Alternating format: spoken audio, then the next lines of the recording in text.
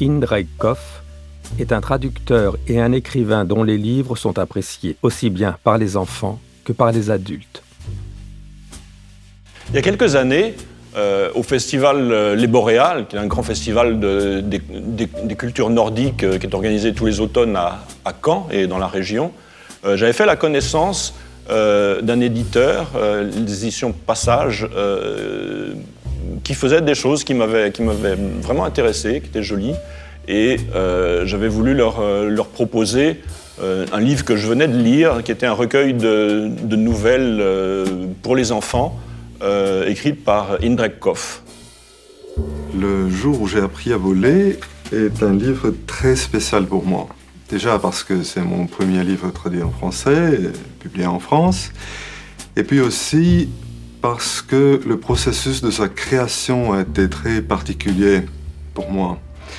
Si d'habitude c'est moi qui imagine une histoire, des personnages, et puis après je vais chercher un artiste ou une artiste pour faire les illustrations, alors dans le cas de ce livre, j'ai tout d'abord vu quelques dessins faits par une très bonne amie à moi, Marion Hundusk, qui a fini par faire tous les dessins du livre.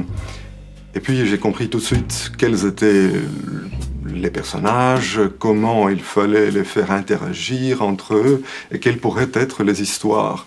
Et donc, en quelque sorte, on peut dire que c'est moi qui ai illustré les dessins de Marion par mes mots.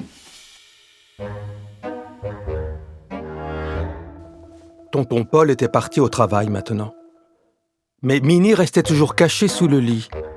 Toujours fâchée, un peu triste aussi. Je ne vois pas pourquoi c'est moi qui suis obligé de le réveiller tous les matins. Moi non plus, je ne trouve pas ça drôle d'être tous les jours la première à me lever.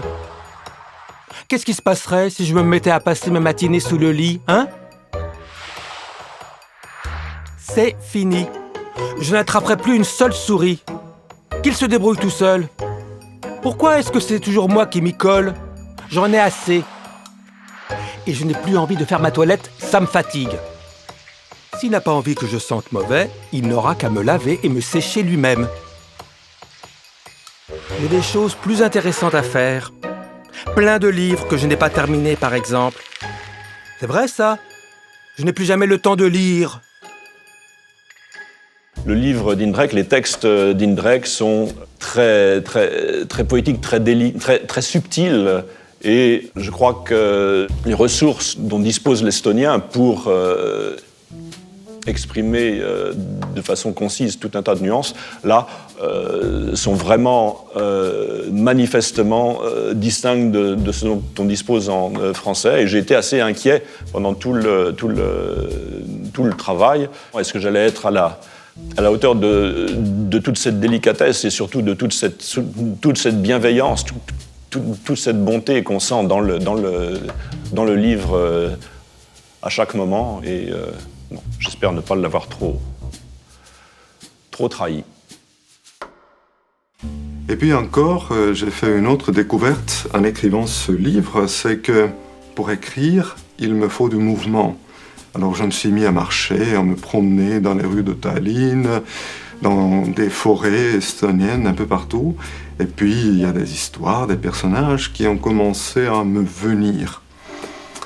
Et puis une toute dernière découverte que j'ai faite le printemps dernier, c'est que le mouvement me donne aussi des vers.